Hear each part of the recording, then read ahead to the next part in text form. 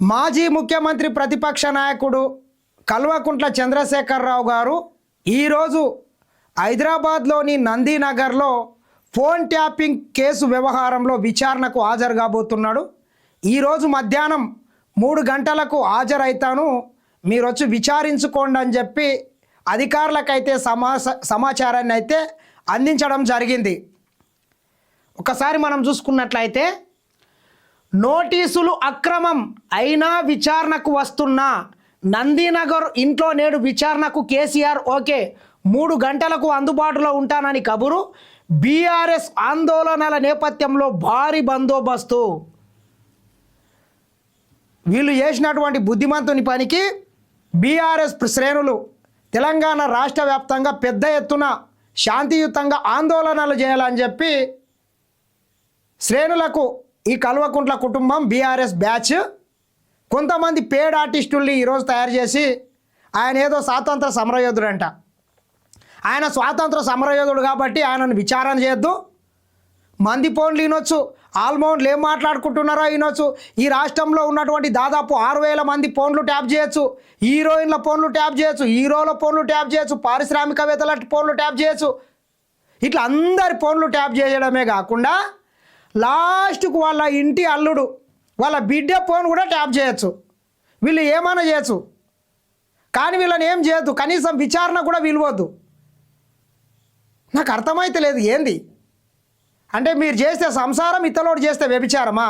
మిత్రులారా, సిగ్గుశరం లేకుండా ఏమంటున్నారు, ముఖ్యమంత్రి రేవంత్ రెడ్డి గారు వీళ్ళ మీద చేసిన లంగ పనులు, దొంగ పనులు, మొత్తం పిచ్చకుంట్ల పనులు చేసి రేవంత్ రెడ్డి గారు వీళ్ళ మీద కుట్రలు వానిండట.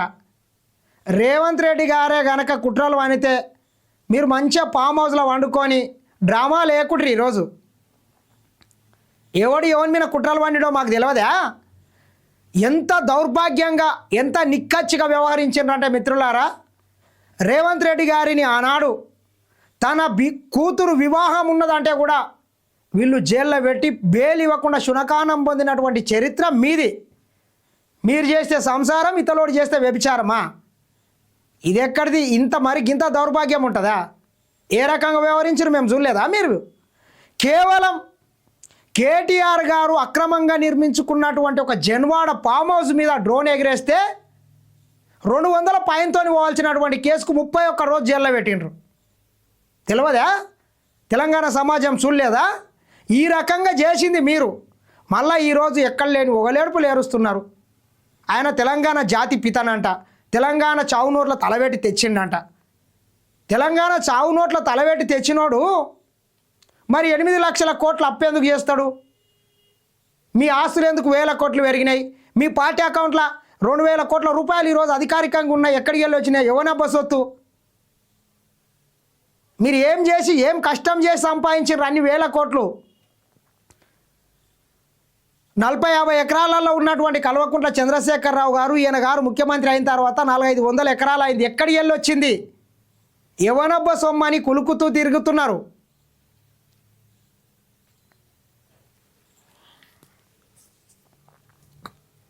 65 దాటినందుకు నన్ను ఉన్న చోటే విచారించాలి. సుప్రీంకోర్టు తీర్పు స్పష్టంగా ఉన్నా సిట్ చట్ట ప్రకారం వ్యవహరించడం లేదు. ఎర్రవల్లిలోనే ఉంటున్నానని 29న లేఖలో స్పష్టంగా చెప్పినా దాన్ని పట్టించుకోలేదు. ఇది కోర్టు ధిక్కారం కిందకే వస్తుంది. సిట్ వైఖరిని ప్రశ్నిస్తూ కేసీఆర్ సుదీర్ఘ లేఖ. ఇది తప్పు. నేను ఎర్రవల్లిలోనే ఉంటున్నా, నీవు ఎర్రవల్లిలో ఉన్నావు, ఇంకా 2 రోజులు అయితే కెనడా ఫామ్ హౌస్లో ఉంటావు, ఆడికి రమ్మంటావా? ఎట్లా? నందీనగర్లో నీ ఇల్లు ఉన్నది, ఆడికి రా, పోలీస్ స్టేషన్కి అందుబాటులో ఉంటుంది. ఏం చేయాలి?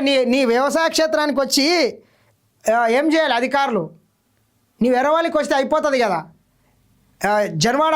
జన్వాడ నుండి నందీనగర్ వస్తే అయిపోతుంది కదా. ఇదంతా మళ్ళీ డ్రామా రావడమే తప్పదు, కానీ ఇదంతా ఒక సెంటిమెంట్ రగిలియడం అన్నట్ల. ఫోన్ ట్యాపింగ్ కేసులో మాజీ సీఎం బీఆర్ఎస్ అధినేత కేసీఆర్ను సిట్ అధికారులు హైదరాబాద్ నందీనగర్లోని ఆయన నివాసంలో విచారించనున్నారు.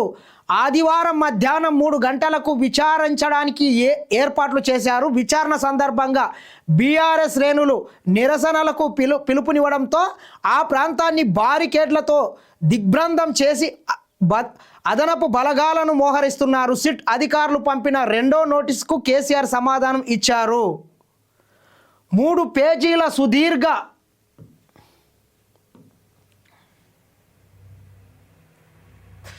లేఖను జూబ్లీహిల్స్ ఏసీపీకి పంపారు. సిట్ అధికారులు ఇచ్చిన నోటీసు చట్ట ప్రకారం లేదని కేసీఆర్ అభిప్రాయపడ్డారు. అయినప్పటికీ బాధ్యతాయుతమైన వ్యక్తిగా విచారణలో పాల్గొంటానని స్పష్టం చేశారు. ఆదివారం మధ్యాహ్నం 3 గంటలకు నందీనగర్ నివాసంలో అందుబాటులో ఉంటానని చెప్పారు. కేసీఆర్ తన లేఖలో పలు కోర్టు తీర్పులను ప్రస్తావించారు. సిట్ చట్ట ప్రకారం వ్యవహరించడం లేదని ద్వంద్వ వైఖరి అవలంబిస్తోందని మండిపడ్డారు. పంజగుట్టలో నమోదైన క్రైమ్ నంబర్ 243 కేసు విచారణలో భాగంగా సెక్షన్ 160 సిఆర్పిసి కింద సిట్ అధికారులు ఈ నెల 29న ఇచ్చిన నోటీసులకు తాను అదే రోజు జవాబు పంపానని, సెక్షన్ 160 ప్రకారం 65 ఏళ్లు వయసు పైబడిన వారిని విచారించాల్సి వస్తే వారు నివసిస్తున్న ప్రదేశానికి సిట్ అధికారులు వెళ్లి విచారణ చేపట్టాలని చట్టం స్పష్టంగా చెబుతోందని గుర్తు చేశారు.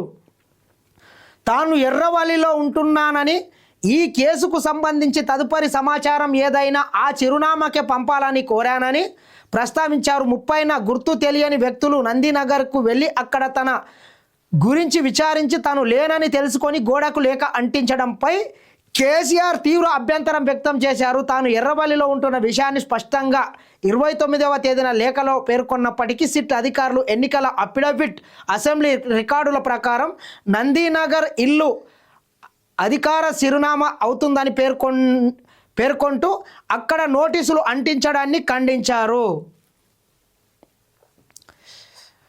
నందీనగరు రావడానికి మాత్రం దొరగారు ఇబ్బంది పడుతున్నట్లు మాత్రం స్పష్టంగా అనిపించింది.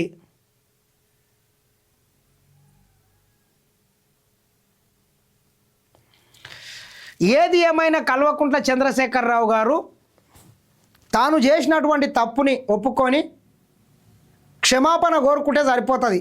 అది కాకుండా ఇట్లా మేకపోతు గాంభీర్యం ప్రదర్శించుకుంటా చూడండి, ఇది చిత్తు పేపర్ ఉంది నమస్తే తెలంగాణలో, ఏదో ఇక మహాత్మా గాంధీని కన్నా పెద్ద మనిషి అని ఇట్లా రాపిసుకుంటుంటాడు పెద్దయి. రండి విచారణకు, సిట్ నోటీసులు చట్టవిరుద్ధం, రాజ్యాంగ వ్యతిరేకం అయినా సహకరిస్తా. రాజ్యాంగ వ్యతిరేకం అంట. మీరు చేసింది రాజ్యాంగానికి వ్యతిరేకం కాదు. ఏ రకంగా 6000 ఫోన్లను ట్యాప్ చేస్తారు? రాజ్యాంగం మీకే ఉంటుందా? రాజ్యాంగము రాష్ట్రం అంటే కేవలం 4 మాత్రమే కాదు, ఈ 4.5 కోట్ల తెలంగాణ ప్రజలు, 140 కోట్ల జనాభాకు కూడా ఒకటే రాజ్యాంగం ఉంటుంది. అది భారత రాజ్యాంగం ఉంటుంది. మీరు గత 10 ఏళ్ళు కల్వకుంట్ల రాజ్యాంగాన్ని ఈ తెలంగాణ రాష్ట్రంలో అమలు చేసిండ్రు. రాజ్యాంగ సంస్థల్ని మొత్తం మీ చేతుల్లోకి తీసుకొని మీరు ఆడిందే ఆట, పాడిందే పాట, మీరు చేసిందే అప్పులు, మీరు చేసిందే జల్సారు, మీరు చేసిందే చిందులు, మీరు చేసిందే విందులు. ఎక్కడ అమలైంది?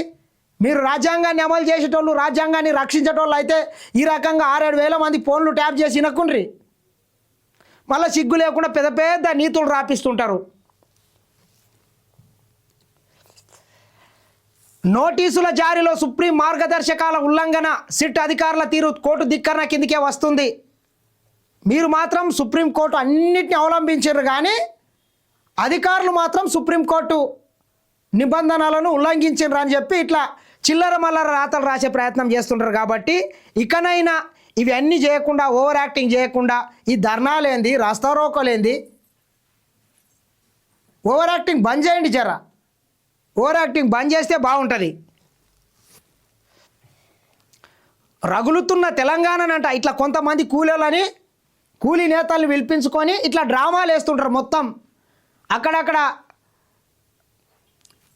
సీఎం దిష్టి బొమ్మ తగిలేయడం, ఇది మొత్తం ఒక పేడ్ బ్యాచ్ తయారైంది. కేసీఆర్కు నోటీసులపై ఆగ్రహజాల, నేడు నిరసనలకు బీఆర్ఎస్ పిలుపు, రాష్ట్ర వ్యాప్తంగా ధర్నాలు, రాస్తారోకలు, పలు చోట్ల రేవంత్ దిష్టిబొమ్మ దహనం.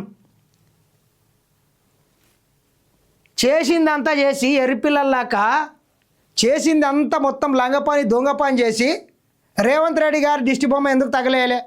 మీరు తప్పు చేయకుంటే మాజీ ఇంటెలిజెన్స్ చీఫ్ ప్రభాకర్ రావు అనేటటువంటి ఒక దొంగ 1 సంవత్సరంన్నర కాలం పాటు అమెరికాలో ఎందుకు తలదాచుకుంటాడు? ఎందుకు సుప్రీంకోర్టుకు వెళ్తాడు? మీరు చేసిందే లంగ పని, మళ్ళీ దాన్ని కప్పిపుచ్చుకోవడానికి ఇదంతా ఒక పెద్ద డ్రామా, ఈ ఓవర్ యాక్టింగ్. ఇది కాదా అహంకారం? రాత్రి వేళ గేటుకు నోటీసులు అతికించి పైశాచిక ఆనందం పొందడం దారుణం. రేవంత్ సర్కార్పై కేటీఆర్ ఆగ్రహం. కాంగ్రెస్ కక్ష సాధింపులో భాగమే కేసీఆర్కు నోటీసులు. సిరికొండ రాజకీయంగా ఎదుర్కోలేకే బీజేపీ కాంగ్రెస్ కుట్రలు. జగదీష్ రెడ్డి అంట. ఇది సంస్కారమా? సర్కసా? తలసాని తెలంగాణ క్షమించదు సబిత. నోటీసులు కుట్రపూరితం. ప్రవీణ్ కుమార్ అంట. ఆర్ఎస్ ప్రవీణ్ కుమార్ సిగ్గుచరం లేకుండా నీవే చెప్పినావు గతంలో. కేటీఆర్ నా ఫోన్ కూడా ట్యాప్ చేస్తున్నారు అని చెప్పి ఈ ఆర్ఎస్ కుమార్ ఆ రోజు ప్రవీణ్ కుమార్ చెప్పిండు. ఈరోజు వాళ్ళ దగ్గర పోయిన తర్వాత మళ్ళీ వాళ్ళకు ఊడిగం చేస్తున్నాడు. కనీసం సిగ్గుండాలి. కనీసం కడుపుకి ఎవరైనా అన్నం తినేటోళ్ళు ఈ రకంగా మాట్లాడారు. నీవంటే గౌరవం ఉండే, అభిమానం ఉండే, అవి మొత్తం పోగొట్టుకున్నావు. ఇది కేసీఆర్కు సంబంధించిన